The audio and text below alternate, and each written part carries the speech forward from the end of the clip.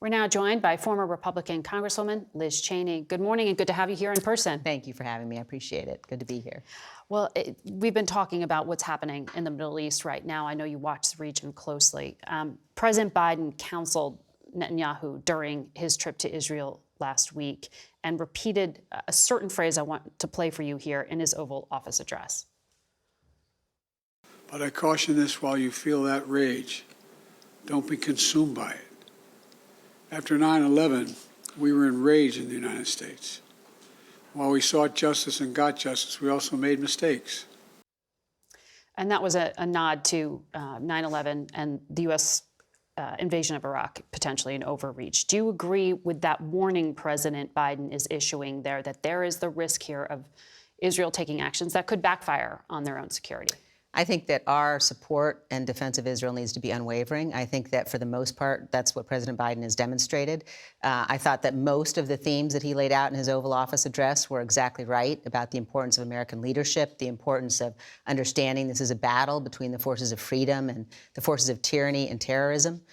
With respect to his comments about 9/11 and post 9/11, I would say the fact that we had not a single additional terrorist attack, mass casualty terrorist attack in over 20 years now demonstrates that the steps that we took were in fact effective. And I would say the biggest mistake, frankly, post 9/11 was the hasty withdrawal from Afghanistan that President Trump started, President Biden completed. So I think we need to set our differences about those issues aside. We certainly do have them. But with respect to what's happening in the world today, I think it's crucially important for the world to see that the United States, we are united across party lines in the defense of Israel and in the importance of the destroying Hamas, and also a very strong warning that the president has issued to Iran. Yeah. And that, frankly, the Biden administration policy needs to be changed to make it consistent with the kind of warning that we've seen. But in terms of that comment about reacting from a place of rage and unintended consequences, Secretary Blinken said the only way to defeat an ideology is by offering a better alternative. What is the better alternative for a conflict that has been going on for this many decades? There is no notion in which this is a battle of ideologies when you look at what Hamas did. And I think that the world has moved on far too quickly from what Hamas did. Hamas slaughtered innocents.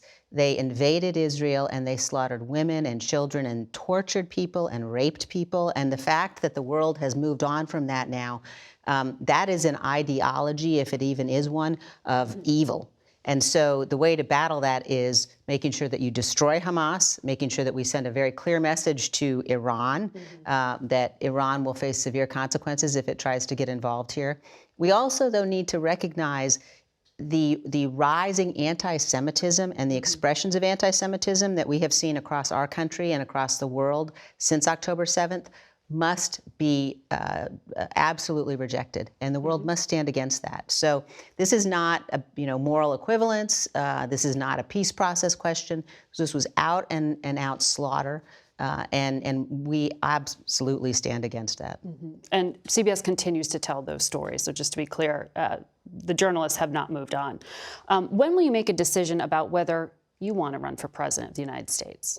Well, what I am doing right now, what I will continue to do, is very much focus on making sure that we get people elected at all levels who are serious, people who believe in the Constitution. I think we're at a moment in this nation where we certainly have seen we face significant threats internationally. We've got Iran, Russia, North Korea, China arrayed against us. Yeah. This is a threat atmosphere that we have not seen certainly since the end of World War II. Bob Gates said ever. Right. But yes, also said there's no presidential alternative in terms of affirmative vision for America's role in the world. Have you heard any candidates for president offer that vision?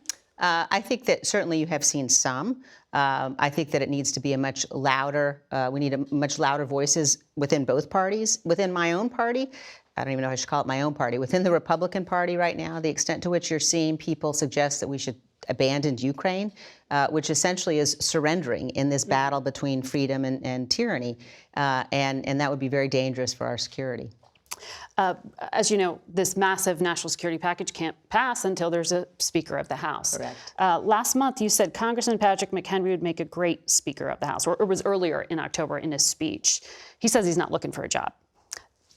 what is the vision for it? Is there anyone who can lead? Is he an alternative? Look, I think what you're seeing right now among the Republicans in the House is a direct result of the decisions that Kevin McCarthy made to embrace Donald Trump, to embrace the most radical and extreme members of our party, to elevate them. So it's not a surprise that we are where we are, but it's a disgrace and it's an embarrassment. And there certainly are serious people among the Republicans. I hope that one of them, particularly, I think it's important somebody not be an election denier. And I also think everybody should be asked tomorrow night at the candidate forum about this issue of Ukraine assistance. And they should be asked from the perspective of, we face a global challenge, an existential threat, and how in the world could anybody defend at this moment surrendering to one of our adversaries by walking away from Ukraine? What do you think is driving the domestic threats against lawmakers within the Republican Party and also among some Democrats? The domestic threats are absolutely being driven by Donald Trump and unfortunately some of his supporters who, in fact, have encouraged and taken steps that have resulted in, as we saw on January 6th, political violence. When you have a member of Congress, reportedly, like Warren Davidson from Ohio, who in the meeting with Jim Jordan last week, when some of the holdouts raised with Jordan the fact that they were getting death threats, one of them told me that in response, Congressman Davidson said, well, that's not Jim Jordan's fault, that's your fault for voting against him. That is the kind of encouragement and acceptance of violence that is absolutely has no place in this party, should have no place in our country. It is. Congresswoman, it's great to have you here. Great to be here. Thank you, Margaret.